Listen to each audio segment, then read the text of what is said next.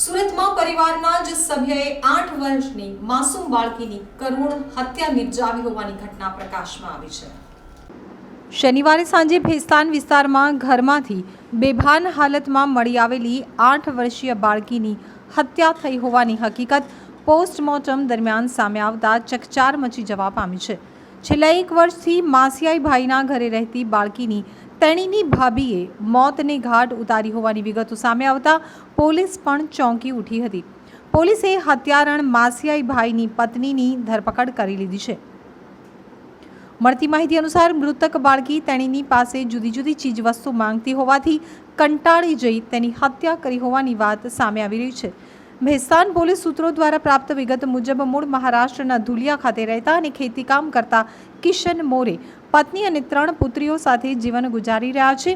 તો ખેડૂત કિશન મોરેની 8 વર્ષીય પુત્રી સાક્ષી છેલ્લા 1 વર્ષથી સુરતના ભેસ્તાનમાં રહેતી માસી વૈશાલીબેનના ઘરે રહેવા આવી હતી।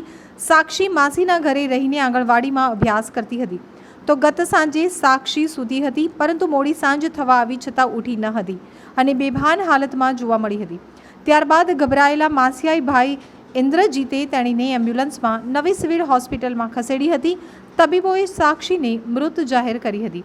તબીબી અને પોલીસના પરીક્ષણમાં સાક્ષીના ગળે ઈજાના નિશાન મળી આવતા શંકાસ્પદ મોત નિપજ્યું હોવાથી ભેસ્તાન પોલીસ મથકમાં પીઆઈ હિતેન્દ્ર ગઢવીએ ફોરેન્સિક પોસ્ટમોર્ટમ કરાવ્યું હતું।